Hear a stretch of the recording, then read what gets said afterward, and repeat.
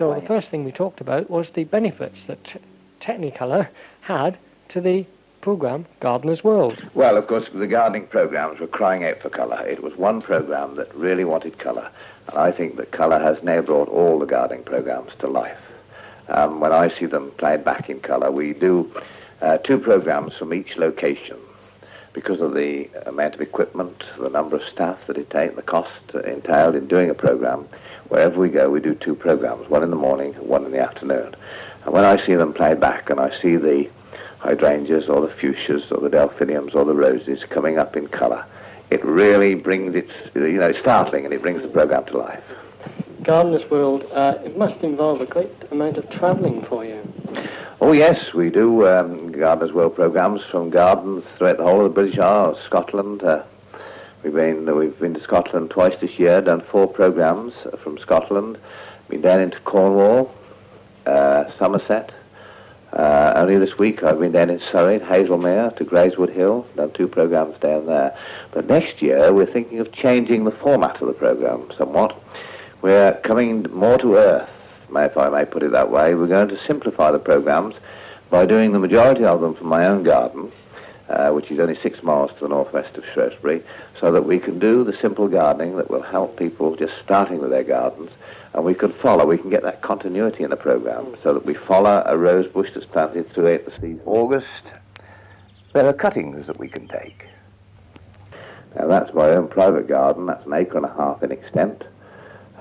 It's planted mostly so it needs the minimum amount of care: roses, shrubs, hardy water plants, alpines, waterside plants. Permanent planting, so that I don't have too much recurring work. But I do most of it myself. I love gardening. I can't get anyone else to do it the way I want it done, so therefore I have to do it myself. Ask you how you relax would be a bit difficult, because I'm sure gardening is one of your ways of relaxing. Well, gardening is a relaxing occupation. It's a relaxing hobby. It's classed as hobby number 1 throughout the whole of the British Isles. And when I get into the garden, the people outside the garden fence don't matter to me. Nothing outside the garden fence matters. I'm completely relaxed. I'm thoroughly enjoying myself, and it is my relaxation. If I sit down on the lawn and I put my head back and I'm lost to the world, I go fast asleep. I can do that at any time and thoroughly enjoy it.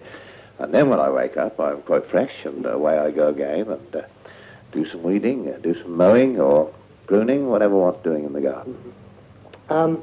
You have a wife who, I'm just wondering whether or not she shares your sort of enthusiasm for gardening. Oh yes, my wife's a gardener's daughter.